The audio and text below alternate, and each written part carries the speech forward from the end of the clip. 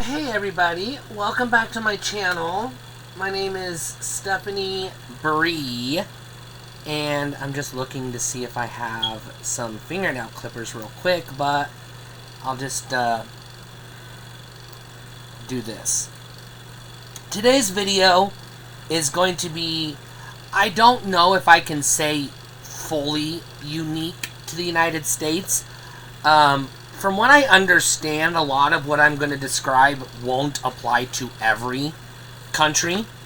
I don't know about Canada because they're the most similar to the U.S. I know very little about the geography and landscape of Latin America, specifically Mexico, Central and South America. And I know even less about Europe. But I am fairly certain, if you're British, correct me if I'm wrong, but a lot of what I'm going to describe won't apply to Britain because y'all are way more densely populated than we are, by and large.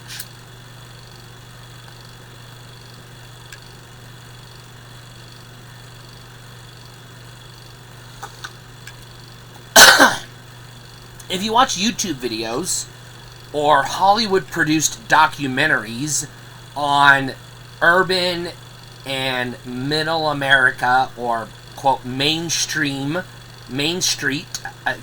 America, you'll get the impression that there are three distinct community sizes or ranges of community sizes in the U.S. Your small towns, which, if you watch Hollywood, they think a small town is anything less than 100,000 people because they're stupid. And then you got your cities and your mega cities, so these are anything with 500,000 people up. And then you got your suburbs, which are your cities of various sizes that surround your major cities and your metro areas. And the reason why I titled this video The Forgotten Cities is because actually that only covers, believe it or not, a population-wise, yes, the vast majority of Americans in terms of the coastal cities and the major metro areas. But statistically speaking, it leaves out an extremely significant chunk of where a large number of Americans live.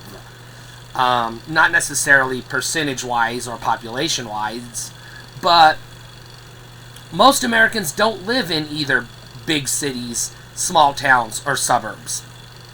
Most Americans live in a type of city that is harder to define. At first glance, driving around, and I'm going to call them mid-cities or mid-sized cities. And you're probably thinking those are just suburbs. Well, actually, these cities are not suburbs. And, they have only surface level similarities to suburbs. They're actually considerably more in common with small towns, even though they have larger populations. Now, I'm not following the Labor of Statistics Board, or whatever the fuck they're called, or the Census Bureau strict Wikipedia, citydata.com, etc. definitions. I'm going from the I live on the street in America, in real world, USA, and I'm projecting to you what it's actually like. You take away the numbers and you take away the statistics, because who gives a shit about that? I want to get into actual, real world, tangible experiences. Yeah, everybody knows, especially if you're a foreigner, tourist coming to America, you know that our small towns, and I'm describing small town of 15,000 people or below. That's a small town. Now, 15 to 20,000, that's your that's your gap, that's your growth gap for your small towns. Until you get to 20,000, This is where we get to the mid-cities. Mid-cities are between 20,000 people, and I'm going to argue about 80,000 people. Once you get over 80,000 people, you're firmly in the city, suburb, or big city territory. Now, suburb is not a population descriptor. You can be in a city of, let's say, a big city, a capital of a state, of about, let's say, 200, 300,000 people, and they can have surrounding suburbs of 50, 60,000 people, thereabouts. But the combined total metro area has close to 500,000 to 750,000 people.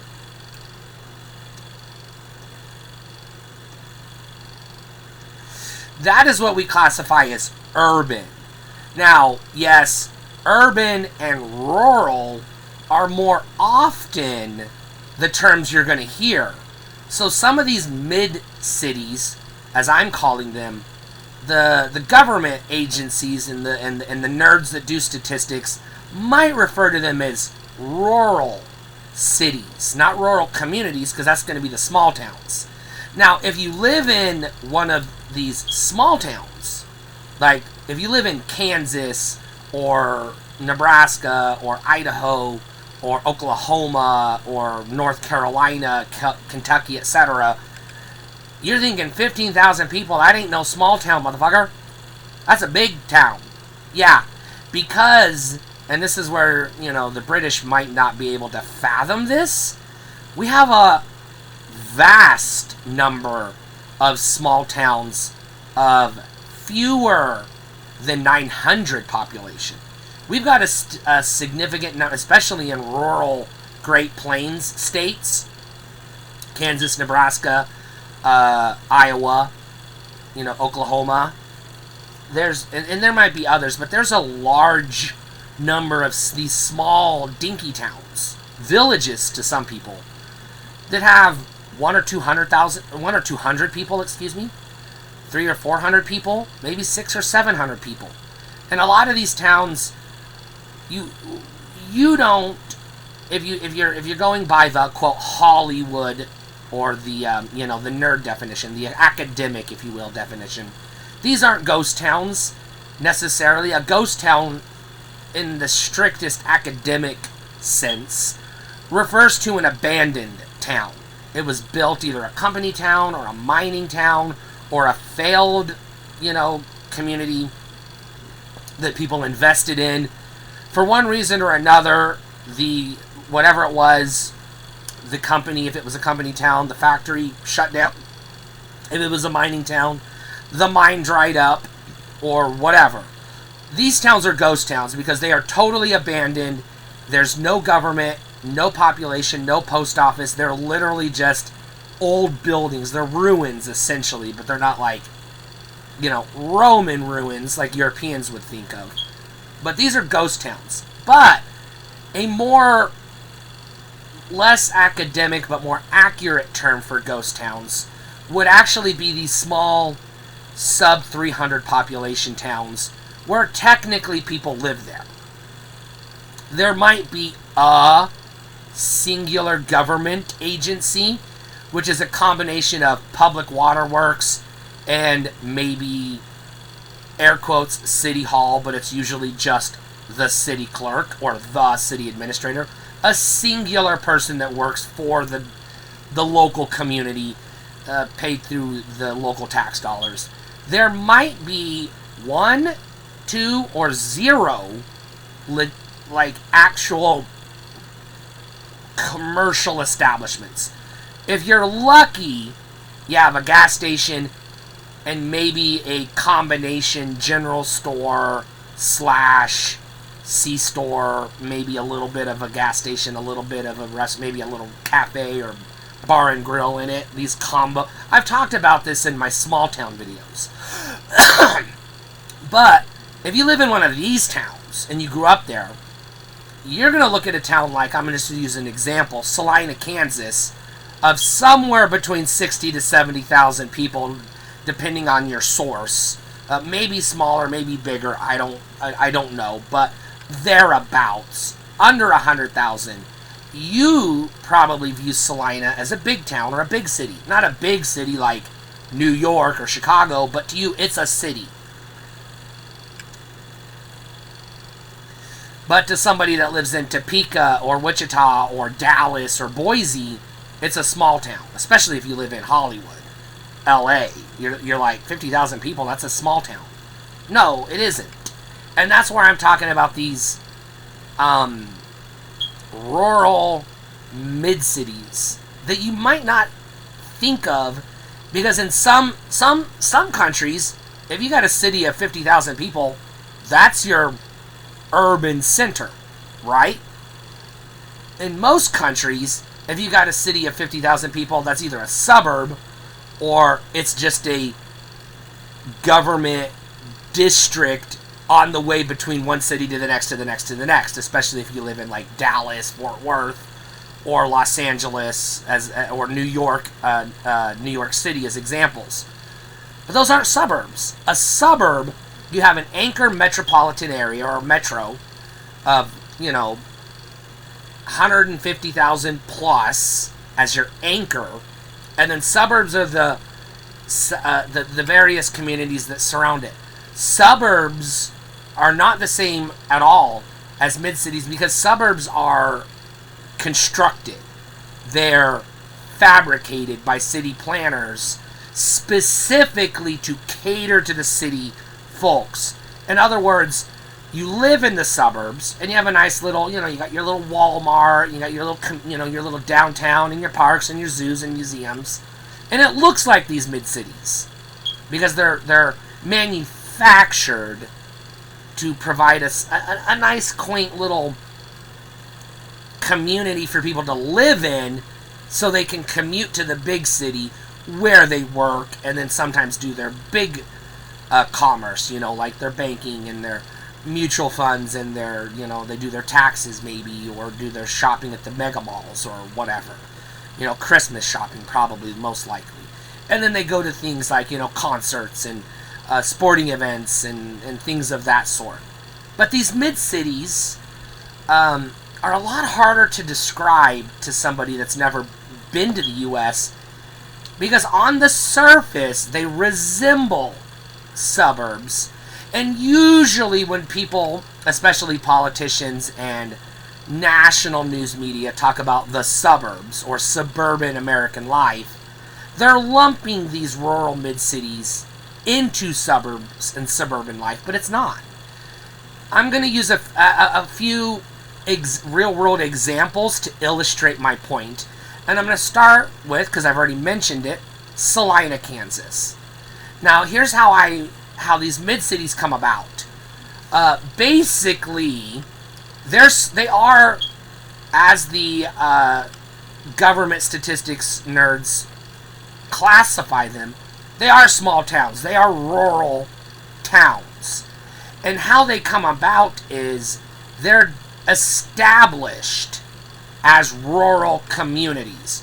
Usually they're founded by a family or a single family with their extended family, and they're just, they settle up a few farms and a couple of ranches, and then they build a church in the middle of, their in the center basically, and then they get a post office and a schoolhouse and eventually a general store, and they just sort of do this. They gradually expand outward.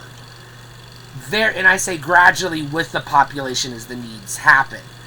There's not usually a industrial economic anchor driving the commerce of these cities. A lot of times it's just natural progression.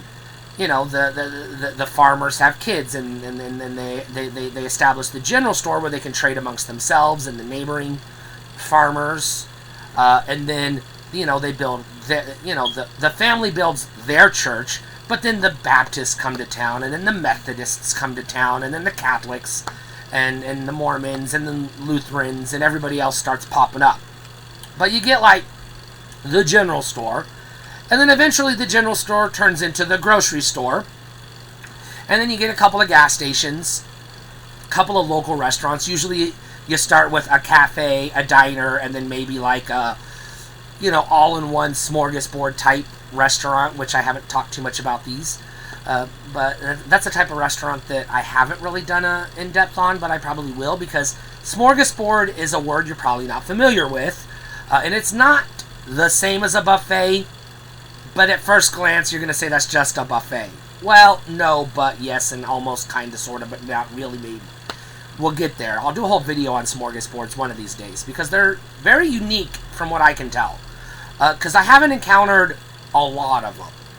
But you know them when you see them. And they're especially popular in these mid-cities or these rural cities. But these are cities that, they get they build the schoolhouse, and then as the population grows, they'll get a small clinic and an eye doctor, and maybe eventually they'll get like, a police department and a city hall, and eventually they'll get like, a couple of chain restaurants, like they'll get a Dairy Queen and a McDonald's, and then as they grow, they'll start to get other, like the shops, the downtown shops, and then you keep growing, and then you get like your farm supply place and your hardware store and your country living store. These are your small towns, right? And then you get your Tractor Supply and your Orschelns. And then as you grow, you eventually get a Kmart, or today it would be a Walmart. You get your fast food establishments, your McDonald's, Burger King, Dairy Queen, Sonic, etc., Taco Bell, KFC. The list goes on. But they're still small towns. They're laid out like a small town. So usually the way small towns are built is you have downtown, you have the nice little town square, or you have your your Main Street, and then you have houses surrounding Main Street, and then parks surrounding that, and then more houses, and then schools, and then hospitals, and then as you get closer to the highways, you get your commerce. You get your main strip, which is usually built away from Main Street, but close to the highway, or actually is the highway, and you just build shops on either side of the highway, and that eventually gets annexed into city limits, and that becomes the main strip. Sometimes you'll see the word business loop, or business strip, or business drag on the road sign as you're going into these towns.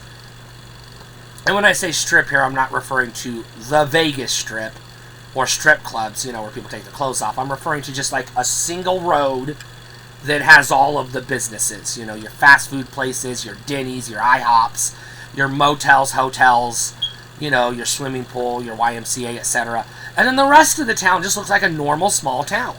Just houses, parks, churches, a couple of gas stations sprinkled throughout, and then rinse, repeat, and that's all it is.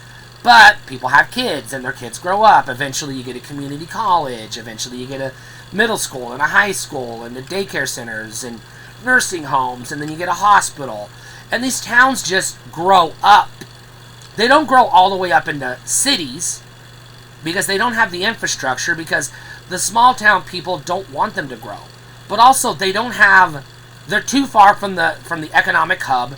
They're not usually close to railways or ports or rivers, so they're like off the beaten path. But you have the cities, and then you go a little further out, and you have the suburbs, and you go a little further out, and you got the people that don't want to live in the suburbs, and then you got these small towns that were built by the railroad stops, or they were built close to the lake, close to the beach, close to the whatever the tourist hub is, and then they just sort of naturally grow over time as the populations grow. And then eventually, McDonald's is overwhelmed, they can't satisfy all the customers, so somebody opens a Burger King and spreads out the things out, and eventually you get a Subway or a Jimmy John's and a Domino's and a Pizza Hut, etc.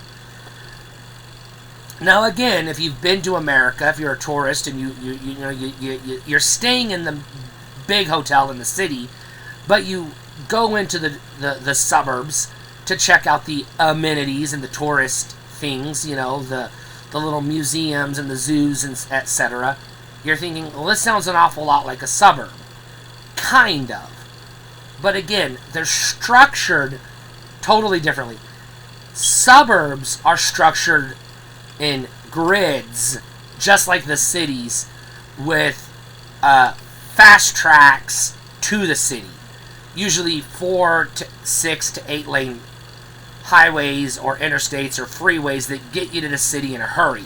Sometimes they'll have public transportation, sometimes they won't. Usually buses if they have anything, or shuttles if they don't have buses. But they still resemble these rural mid-cities, right? But if you go off here's the thing, in the suburbs, it looks like the city no matter where you are in the suburb, because you can still see the skyscrapers from your house.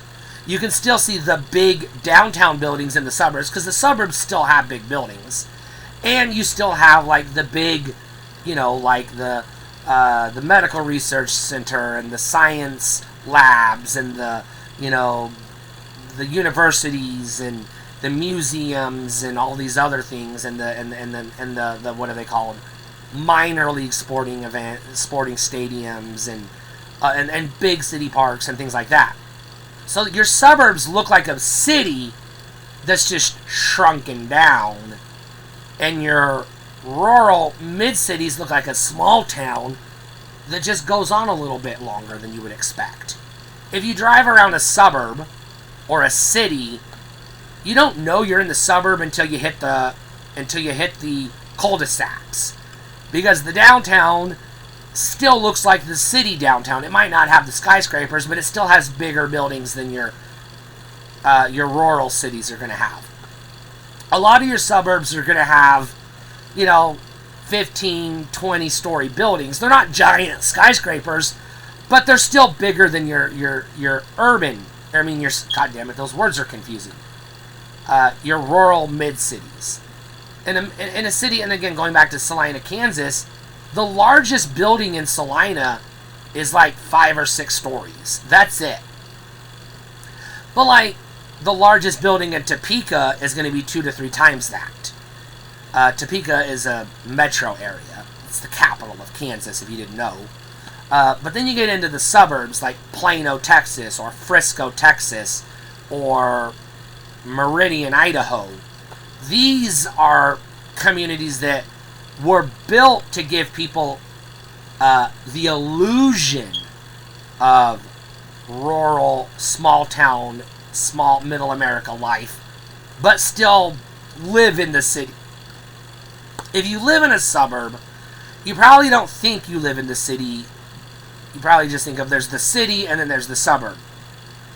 But if you live in one of these mid-cities, you know the difference. For example, again, let's go back to Salina, Kansas. If you live in Salina, Kansas, you know that it's just a small town that goes on for a while. Your biggest establishments, you have the mall, the shopping mall, which are... shopping malls exist in suburbs, but they're usually 2 to 3 stories. They have escalators. They've got all the amenities.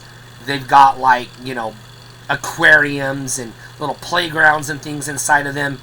And in these mid-cities, your shopping mall looks like a Walmart a super Walmart that got too big for its britches.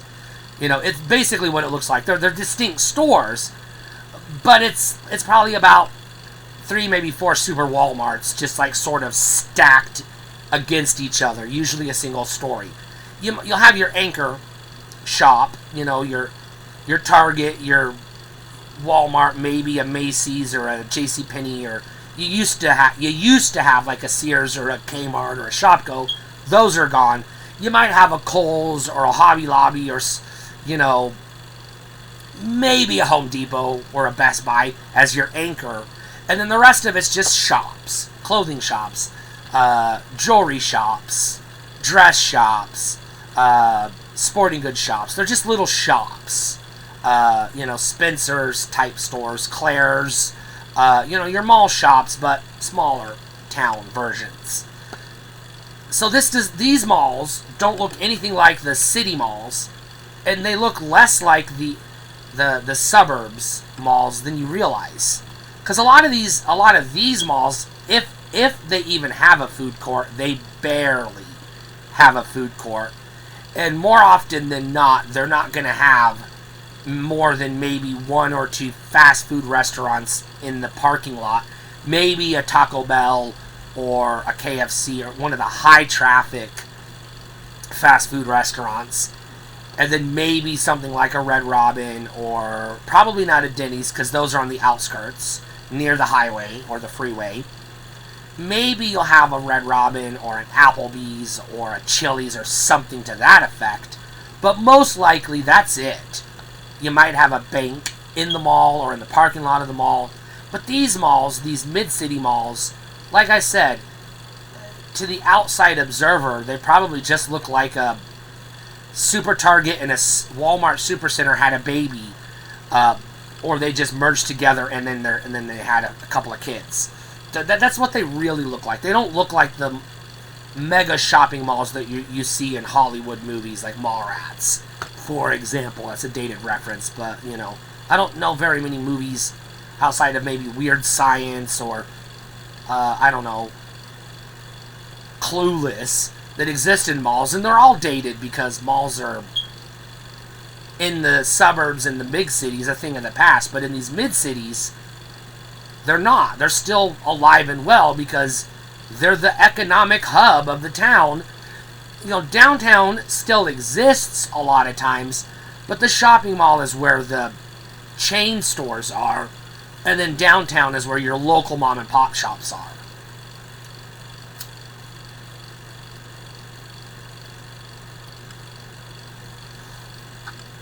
Your big cities usually don't have these because they've got the full-blown department stores and the full-sized specialty stores. Like, your local record store, comic book shop, flower shop, your big Macy's, your Bloomingdale's and those types of stores. They don't got time for Targets and Walmarts and Shopkos. They don't bother with it. Your big cities don't bother with it because they've got better amenities. You probably have a local toy store that only sells Beanie Babies, and somehow they stay in business because your city's big enough that there's a significant Beanie Baby population. Another store only sells balls of yarn. Another store only sells keychains. And in your big cities, they can thrive because you have a big enough population. But in your suburbs, not so much. In your suburbs, you've just got your chains, your Walmarts, your Targets, but usually super Walmarts and super Targets. And by the way, if you're not familiar with this, especially if you live in like London or Tokyo, I don't know if you have Walmarts in London or Tokyo, but if you go outside of town and see a Walmart, 9 times out of 10, I'm willing to bet money you're seeing a Walmart supercenter.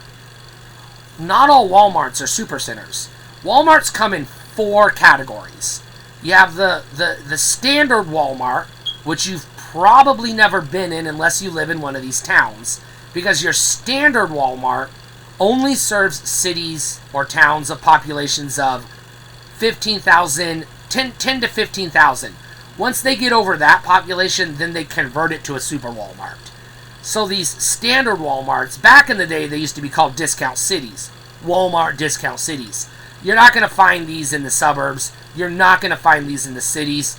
And you're probably not going to find these in the bigger rural mid-cities. Populations of 50,000 plus. You've got a supercenter. But these smaller standard Walmarts do still exist. I've seen them as recently as 2 years ago. I've seen like 3 of them as I drove through from Texas to Idaho. I saw them. They still exist. Not every Walmart is a supercenter. Your second category of Walmart they're still called supercenters to an extent, but these are the giant supercenters. They're usually 2 to 3 times as big as your standard supercenter. They just go on forever, but they're still a Walmart. These are the ones you're going to find in Dallas, Fort Worth, Austin, Chicago, etc., or the suburbs around those metros. These are the big Walmarts. Your third category of Walmarts are your Sam's Club. They're still Walmarts. They're just your Walmart. They're a Costco, but with Walmart branding, essentially. But then you have the Walmart market. You probably didn't know Walmart has markets, did you? Unless you live in one of these mid-cities. What's a Walmart market? Okay, the Walmart Supercenter is the department store that has, the clothes, the electronics, the toys, housewares, pharmacy, optical. They've got a little in-house like cafe, usually a Subway or a Starbucks. They've got the automotive center, the sporting goods, the guns, garden center, etc. That's your Supercenter. And then next to it, but attached to it, is your grocery store. Okay, that's your Supercenter. Your standard Walmarts that I was talking about earlier, they don't even have the grocery stores. They might have, like a Kmart did back in the day before they went kaput, your grocery aisle. They'll have like your snack aisle that sells chips, your soda aisle, and then like maybe they'll have like a frozen section that sells like pizzas and frozen waffles and like, ice cream, and that's about it. You don't have full-blown grocery stores in these ones. But the Walmart market is the Supercenter without the department store. So it's just the grocery store. And these are your smaller markets. These are usually built in towns just like the regular Walmarts would be, 15 to 30,000 people. Not big enough for a super Walmart. Maybe they have a Walmart. I'll just call them the discount cities or the standard Walmarts on the outskirts of town near the freeway, so that they can draw people from the neighboring cities.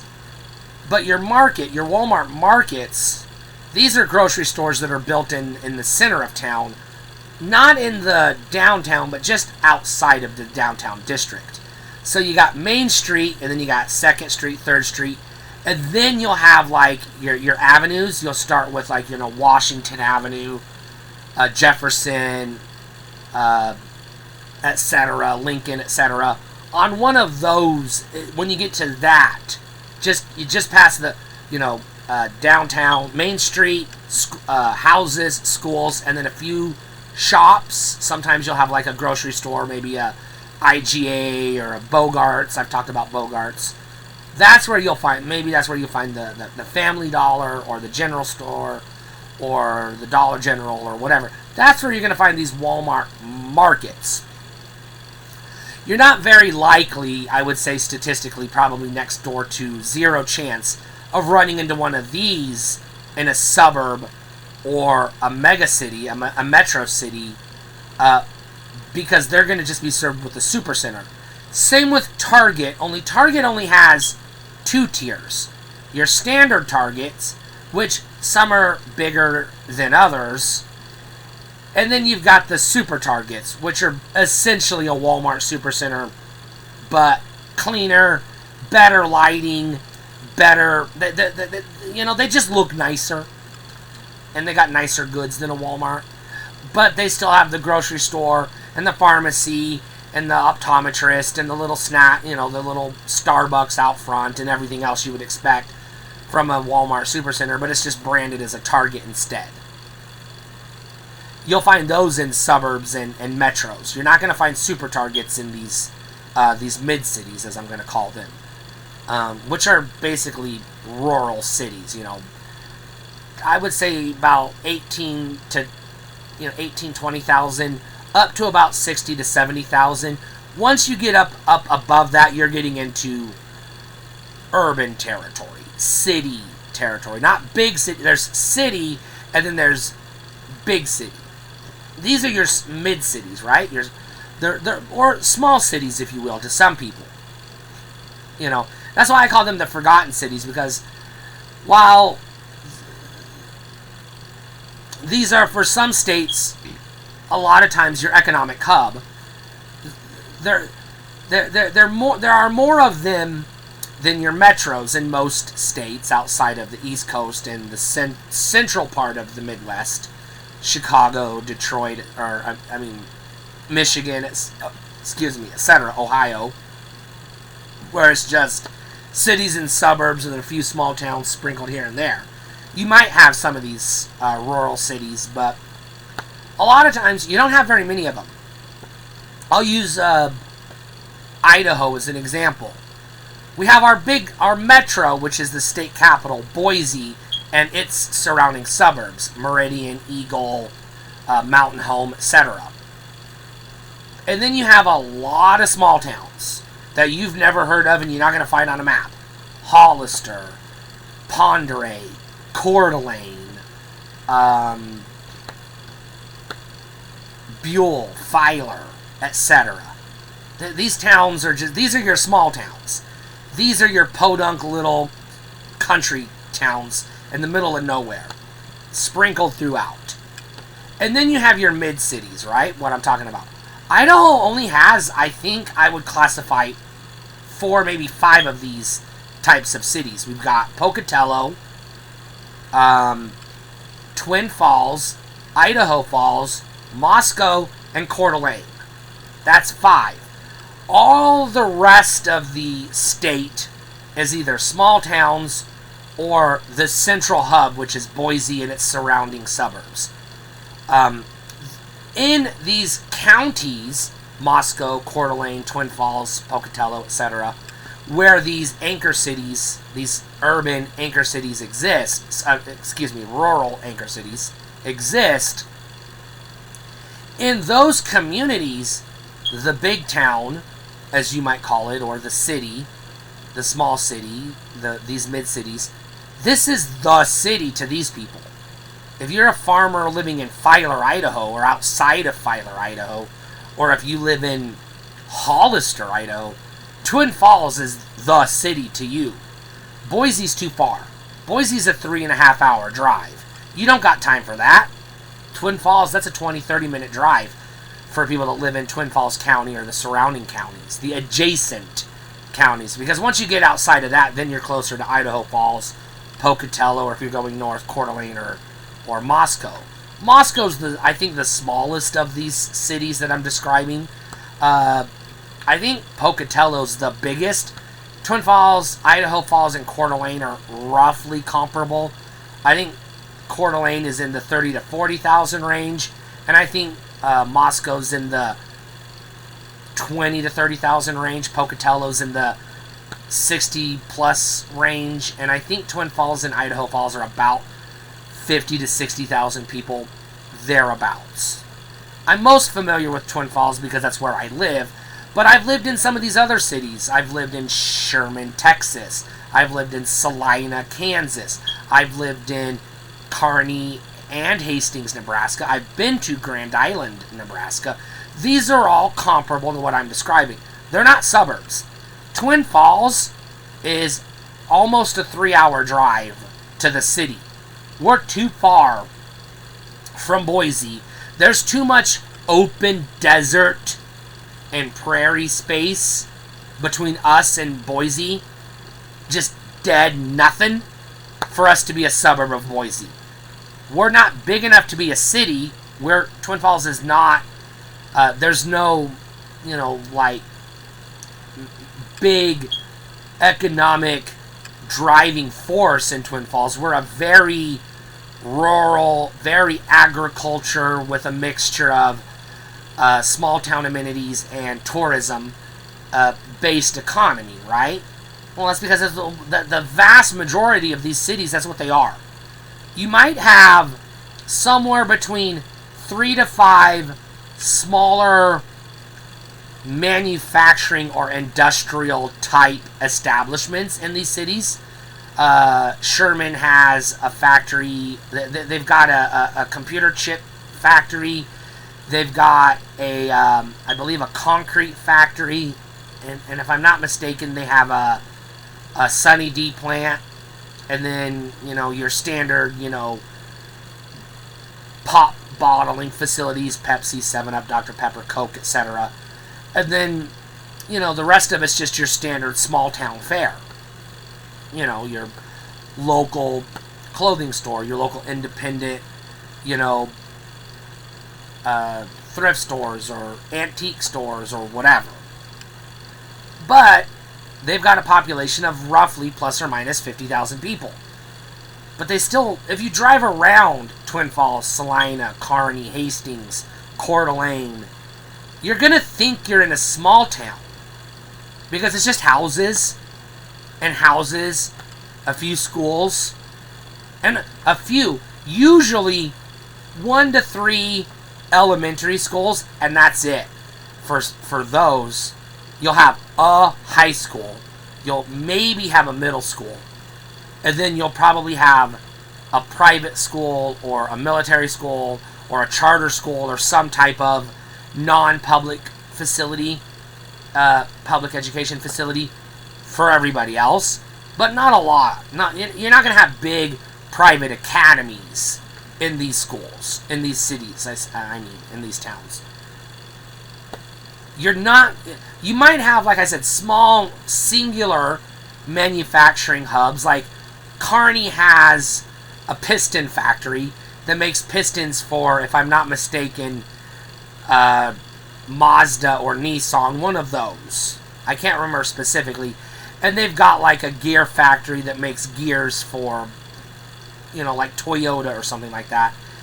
And Hastings, well known, they've got a Kool-Aid plant, because Kool-Aid, that's their headquarters. They're from Hastings, Nebraska. That's where they were founded. I don't think that's where their corporate headquarters is. I think they've got a skyscraper somewhere else. But that's where they're founded. So they've got a big Kool-Aid factory in Hastings. And then Hastings, the name, as you probably are aware if you're a car person, is where they manufacture Hastings oil filters. That's about it. The rest of Hastings, you couldn't tell the difference between any other small town in America. You've got your standard Burger Kings and McDonald's and Wendy's, etc., but that's it. You're not going to have your big, I'm just making up names here, but Mike and Ike's fancy fish taco eatery in downtown suburban Plano, Texas. I'm making stuff up, but you're not going to have these specialty restaurants, these fancy restaurants, these dedicated Korean restaurants and Asian. If anything, you'll have the Asian market. You might have, like, the Chinese buffet, and maybe you have a sushi place that isn't really authentic Japanese. It's like sushi, but also like salmon and catfish, because Americans. Maybe you have one Thai food restaurant. Maybe you have 3 to 5 mixtures of Mexican, American-Mexican, Mexican-American, and Tex-Mex. Those are all different things. But they're still Americanized Mexican restaurants, more or less.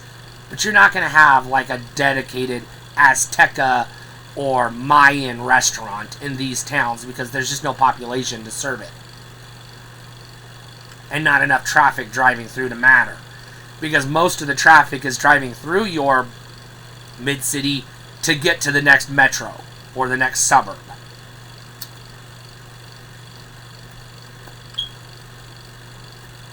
But these aren't so small, blink and you miss, Berger, Idaho, Miltonville, Kansas, shout out to Miltonville, or throw a few randoms, Delphus, Clifton, Clyde, Clay Center. There you go. My Kansas folks, I just gave you some shout outs. If you live in Clay Center, Kansas, please leave a comment and let me know how's Miltonville doing. I'm really depressed that their school shut down. If you have friends in Miltonville, buy them a birthday cake or a pumpkin spice latte and tell them it'll be okay, life's not over. I feel bad for the people that live in Miltonville because their entire school district just shut down just this past May. So they're done. They don't have a school anymore. They don't have a grocery store anymore. They don't have... These are the ghost towns I'm talking about. Technically, people live there. Technically, there's a waterworks and a city hall.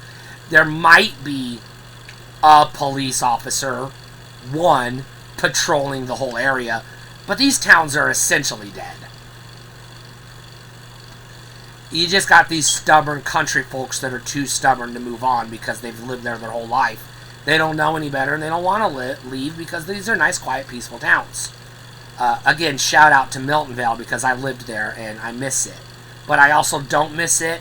I miss Miltonvale 1995 because that was when it was still trying to be alive and it hadn't died yet. It was dying. It was on life support in 95, 96, but it hadn't died. We still had a grocery store in Miltonville in 1995. I think it was, I want to say Chuck's grocery store or something like that. I can't remember. Charles, maybe something like that. And the Phelps, they still had their furniture store. They still had, we still had the Hangout, the little arcade video rental store up the street. You remember, if you live in Miltonville, you remember the Hangout? No, you don't, because you never lived in Miltonville. I'm talking gibberish, Miltonville, Kansas. But all of that's gone now. There's nothing left. It's just a few houses and a couple of churches. R.I.P. Miltonville. I miss it. But I miss old Miltonville, not what it is now today. I would never go back because there's nothing there. Even the newspaper's gone, which, okay, every town's newspaper is gone, but still. Moving on. What do these rural mid-cities look like outside of just small towns that are too big? Well, that's what they look like. You have your main street, and your rural city, mid-city main street doesn't look any different than your small town main street. You've got nothing but local shops. Nothing. There's no chains. There's no franchises. It's all local stores. You might have the local little, not fancy, but not Walmart quality clothing store. You might have a dedicated, a couple of antique stores. You might have a dedicated gun shop or a sporting goods store. You might have a dedicated yarn store, or maybe, arts and crafts, local arts and crafts type store. These are your local podunk, Nowhereville, Whitesboro, Texas, little downtowns. But if you're walking around, it looks like a Nowheresville downtown. It looks like middle of nowhere Main Street. If you just congregate in Main Street, or the equivalent of Main Street in Salina, it's Santa Fe Avenue. It's not called Main Street. It's Santa Fe Avenue. In Kearney, I think it is Main Street. It's definitely Main Street in Twin Falls. I don't remember what it's called in Sherman. It's not Main Street, but it's essentially... They're basically Main Streets, even if they're not called Main Street. But this is, air quotes, Main Street America. They're interchangeable. You can't tell one from another. They've got local flair, but they're all the same types of businesses. Because these are the ones that can survive in these little main streets. Because once you get past Main Street, you've got the downtown, the old town. This is where you'll find the courthouse, the city hall, the library, some of your bigger churches, maybe your soup kitchen or homeless shelter, maybe a couple of local thrift stores, maybe a Salvation Army or a St. Vincent de Paul's or something of that to that effect, maybe a Goodwill. And then not much else. No grocery stores. The grocery stores are on the strips and the outskirts. As you drive around, you got neighborhoods everywhere, and your neighborhoods are houses, parks, churches, and that's it. Maybe a school sprinkled throughout. And then you got the main strip, and then you've got the roads that connect the main strip to the freeway and to the downtown. So there might be some businesses on these strips, but not a lot. They're not densely packed. You'll have your Carl's Jr., and then you'll have your Walgreens, and then you'll have your little strip mall with some of your your standard strip mall businesses, a pet shop and a vape shop, and maybe a Subway on the corner, or maybe a Jimmy John's. And then you got 3 to 5 of these little strip malls on either side of the main drag. And then in between the strip malls, you got gas stations, which are usually convenience stores. Maybe you got a couple of liquor stores or smoke shops along the way. You might have a grocery store off to the side the closer you get to the hub. And then once you get to the hub, that's where you're going to find the Walmart, the Target, maybe the mall, the Macy's, the, what do you call it? The Victoria's Secret, the Claire's, the Spencer's, etc. And that's where you're going to find the bigger sit-down restaurants, but they're still chains. Applebee's, Chili's, Texas Roadhouse, Outback Steakhouse, IHOP, Denny's. I said Denny's. Did I say Denny's? Whatever, I'll say it again. Red Robin, etc., etc. And then this is going to touch or connect.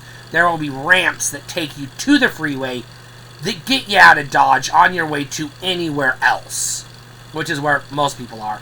And that connecting road, that's usually an off-ramp or an on-ramp, and there's like, a strip on either side, that's where you're going to find the hotels, couple of motels, and then if your hub town, these rural hub towns, mid-cities, have an old railway, you might find that somewhere on the outskirts of town. You might find a few amenities like a little cafe or, a couple of little local independent single standing businesses that are holding out. Maybe a wedding photographer, maybe a cake shop or a bakery type of situation, but not much else. And then they connect to, if you have another, you got the main freeway, and then sometimes you'll have the state highway, and sometimes you'll have the county roads that connect to the neighboring rural small towns, and then the state highway that isn't the main drag that everybody drives, but it'll take you to the other,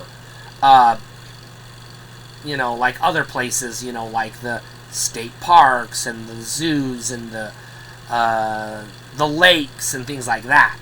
So they're 2-lane highways. They get enough traffic, but a lot of times these are where you're going to find these little truck stop style, like not a Buc-ee's, because Buc-ee's is its own weird little thing. Buc-ee's is a Walmart-sized 7-Eleven, essentially. It's a 7-Eleven the size of a Walmart. It's obnoxious, and it's ridiculous, and fuck you, Texas, Oklahoma, and your goddamn Buc-ee's. You don't need a goddamn 7-Eleven that ginormous, okay? And that's essentially what it is. I've talked about Buc-ee's before. The more I stew on Buc-ee's, the more pissed off I get, because you don't need a gas station the size of a Walmart. Because it's not a proper grocery store. It's just jerky and peanuts and candy bars and junk food and lattes and shit. It's disgusting. I don't like Buc-ee's. I thought I did when I lived in a town that we got a Buc-ee's and it was exciting because, ooh, something new. But then I went to Buc-ee's and I was overwhelmed. I'm like, this feels like I'm in Walmart, but I'm not finding Optimus Prime, and I'm not finding, Ghostbusters on Blu-ray. I'm just finding rows and rows and rows of flavored peanuts and various types of jerky. Eat shit, Buc-ee's. I'm sorry if you live in one of these towns that has a Buc-ee's. Just enjoy it. Keep it to yourself and shut the fuck up about it. Buc-ee's is stupid and it shouldn't exist. And I really wish Buc-ee's would go out of business. I don't want them expanding beyond Texas and Oklahoma. I want them to stay there or go away. Buc-ee's is obnoxious. But I digress. And then as you drive around, again, you'll have your traffic throughways that take you from the state highway to the drag, the strip, the main economic hub, that connects you to downtown, that connects you to the freeway, and then they'll connect you to the schools and the movie theater and the zoo and the parks and everything else. Some of those will also have a sprinkling of local restaurants, maybe a strip mall, but a smaller condensed strip mall.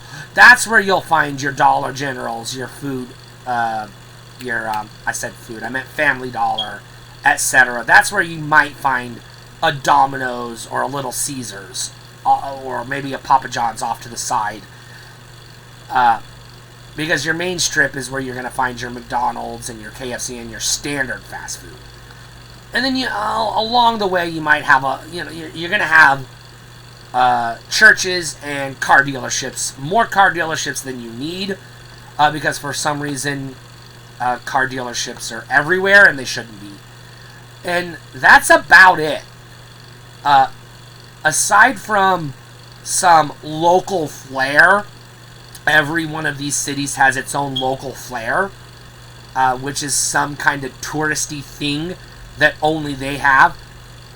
Twin Falls, Idaho, it's the falls. We've got the Snake River Canyon, the Twin Falls, the Shoshone Falls, or Shoshone Falls, to some people. That's your hook, your draw. And then, copy and paste. You could just, copy and paste Twin Falls to Salina, to Coeur d'Alene, to Sherman, Texas, to fucking... I don't want to say Terre Haute, Indiana, because I think they're more of an urban area, but I haven't been to Terre Haute since I was 6 years old, so I don't know. But these types of places, your Grand Island, Nebraska, etc. These are the bigger towns on your way to the cities, in between the small towns along the way. You're not going to find a lot of suburb-specific and major city-specific amenities in these small cities. They're big enough population. They've got, like I said, their local industrial base, which is usually like agriculture or automotive support type situation. Maybe you've got like a potato factory, or a green bean factory, or a Sunny D, or a plant that processes bacon, and then a couple of 2 or 3 of similar sized manufacturing industrial things. Not like major factories. You don't have your car factories. You don't have your iPhone factories or anything like that. But you've got your small hubs. And then you might have, you're very likely going to be surrounded in the outskirts by ranchers and farmers. But that's about it. If you have a museum at all, which it's very unlikely that you do, if you have a museum at all, it's going to be a very specific, tailored museum to that community. For example, if you're in Salina, Kansas, their museum is more or less just artifacts for celebrating the history and culture and community of Salina, Kansas.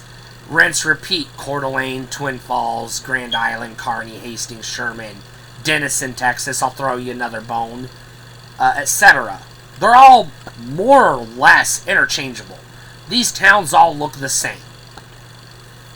You don't know which one you're in unless your GPS or there's a water tower with the name of the town on the side of it, which you're usually not going to find outside the Midwest. It's real common in the Midwest.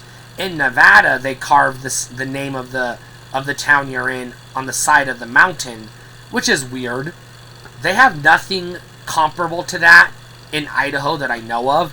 We have water towers where our city purifies its water, so we have allegedly clean drinking water.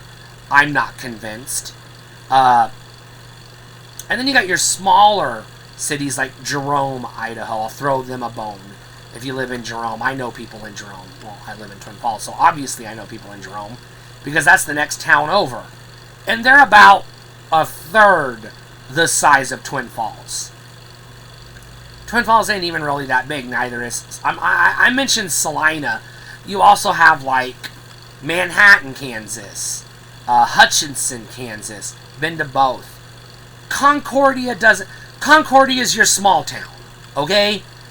folks in Concordia, y'all live in a small town. Shut the fuck up. Get over it. Yes, I know Clay Center is smaller. So is Clifton, Clyde, Miltonville, Glasgow. I'll throw them a bone. Shout out if you live in Glasgow, Kansas.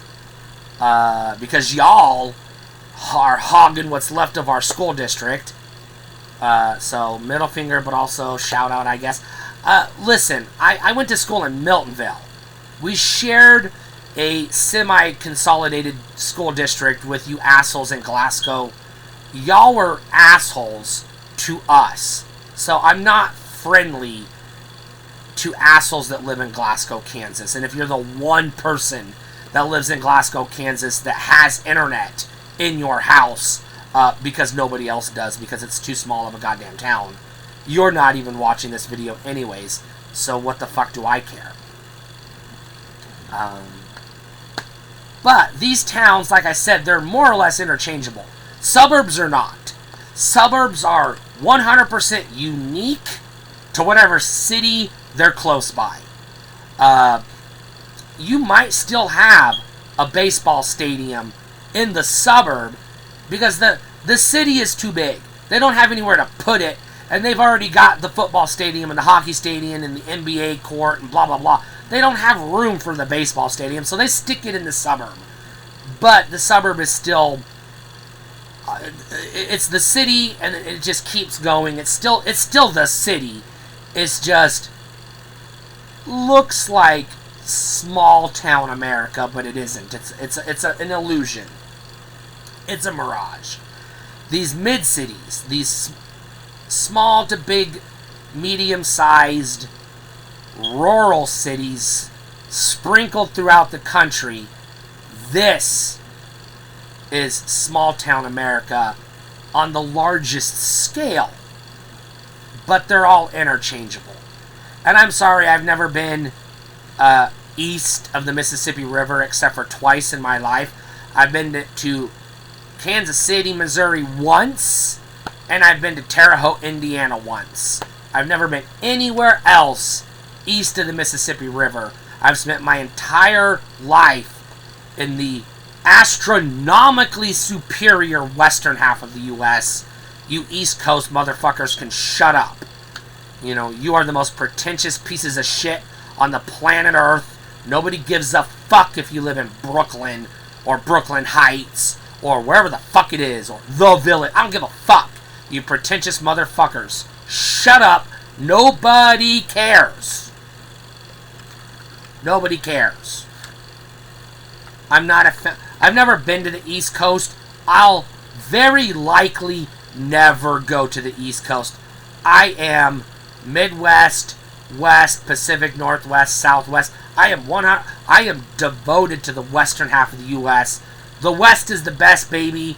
The rest can eat our dirt.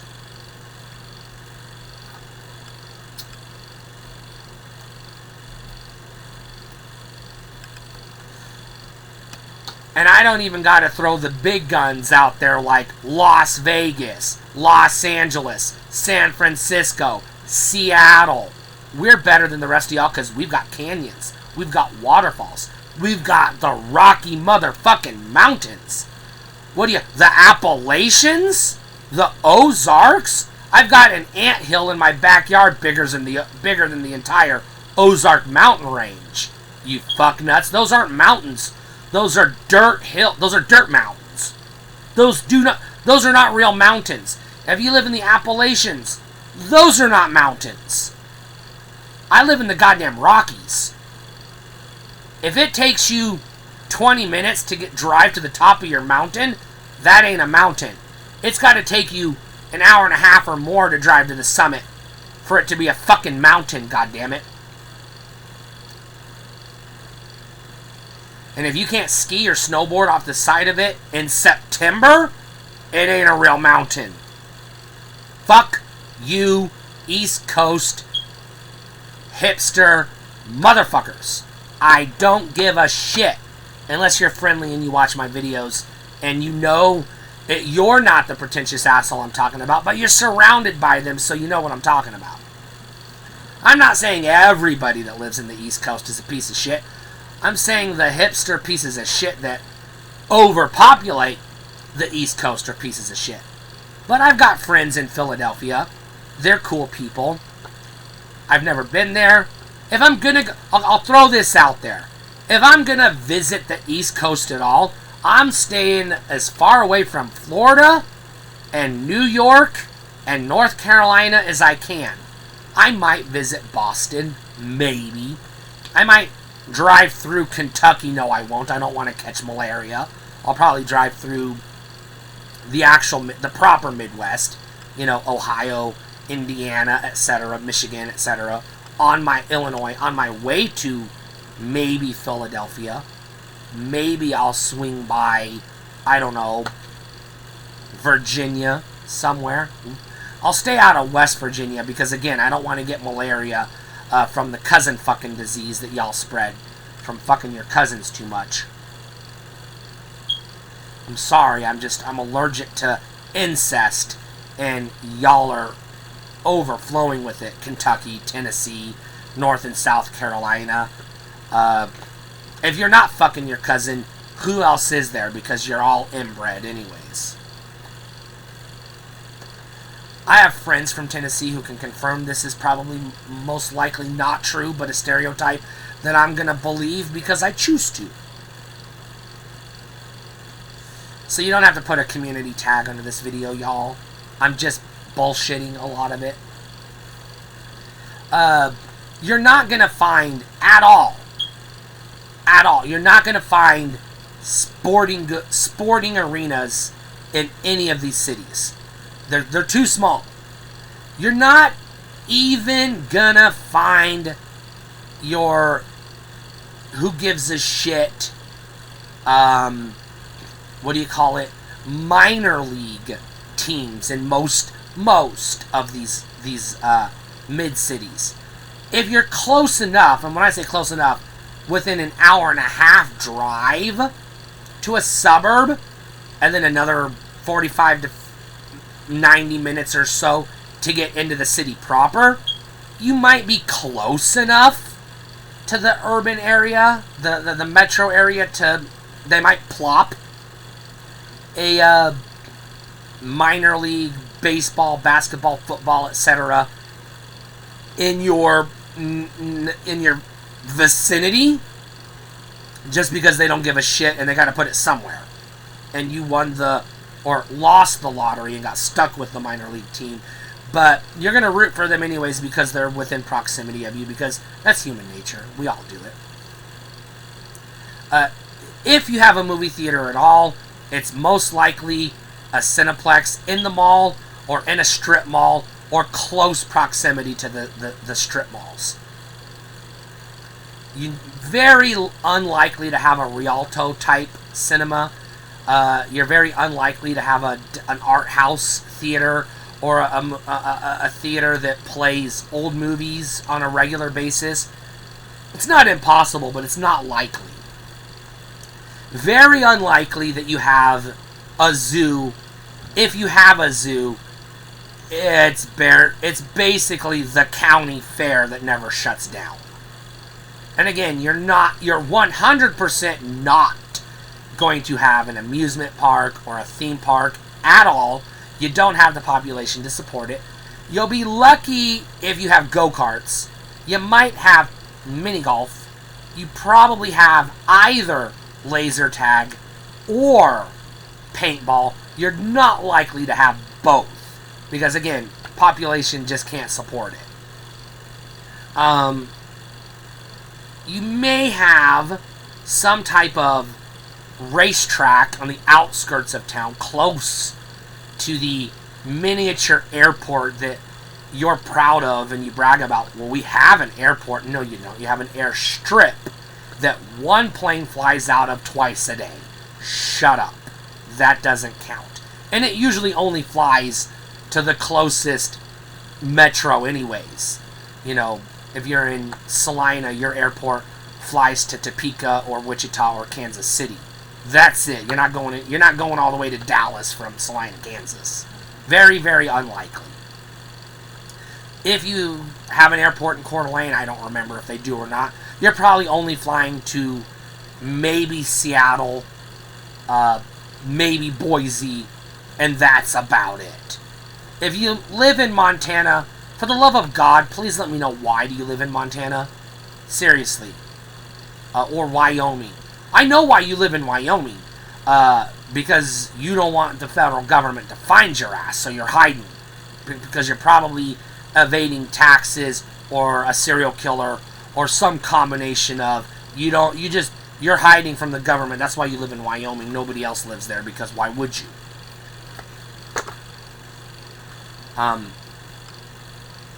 Barely 100,000 people live in the whole state of Wyoming.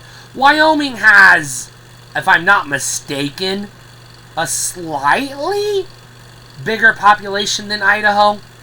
But y'all, we've got the Snake River Canyon. We've got the motherfucking Rocky Mountains. We've got the Coeur d'Alene and Pend Oreille rivers. And we're very close to Oregon, Yosemite, Nevada, Salt Lake, which, okay, I'll give you that. But we're not that far from Spokane, Washington. And not even that much farther from Seattle. So Idaho isn't as much of a drive-through state as you think it is. Like I said, we've got the Thousand Springs. Does your state have the Thousand Springs? Does your state have the Twin Falls? Does your state have a fucking ski resort, Sun Valley? Unless you're California or Colorado, probably not. Okay, Arizona, you got the Grand Canyon. You beat us there. But that's the only thing you got going for you.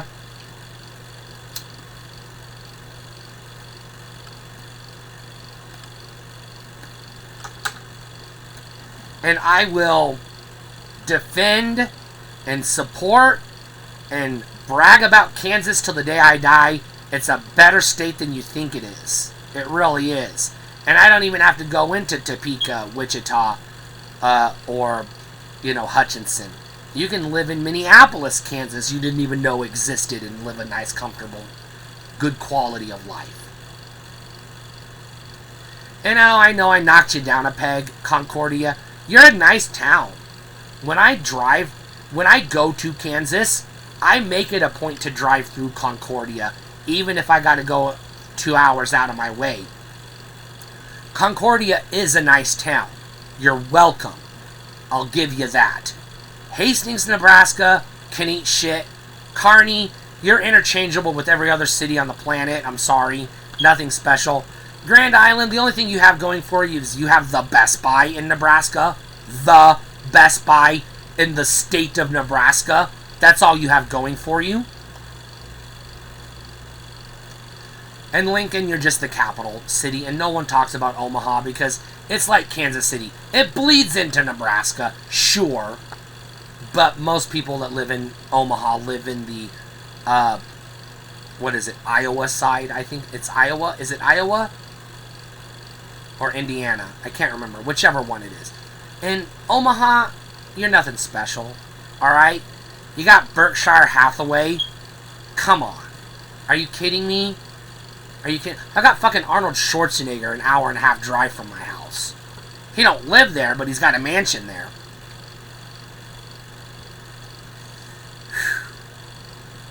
Alright, that's all. Stay cool. Oh, one last thing. If you live outside the U.S., except for Canada, because I assume the makeup of your cities is probably more or less the same as ours. If you live in Mexico or Germany or anywhere else, Ukraine. Well, Ukraine's a little... That's a touchy one right now. Slovakia. Is Slovakia still a country? Or have y'all been absorbed? I don't know. I'm sorry, I don't follow European politics. I'm not going to ask if you live in France, Italy, or Norway. I know what your country's like. I've seen the tourism videos, and I've watched enough horror movies to know I don't have any reason to go to Norway. But if you live out, especially if you live in Britain or... I'm going to throw one out there. If you live in, like, I don't know, Qatar. What are your cities like? And I don't mean your urban cities. I'm not talking about your metros. I'm talking your Like what I've just described. Do you have anything like your suburbs that are detached and far away from the cities? They're not really suburbs, but when you imagine the suburb, this is probably what you see, even though it isn't accurate. Stay cool.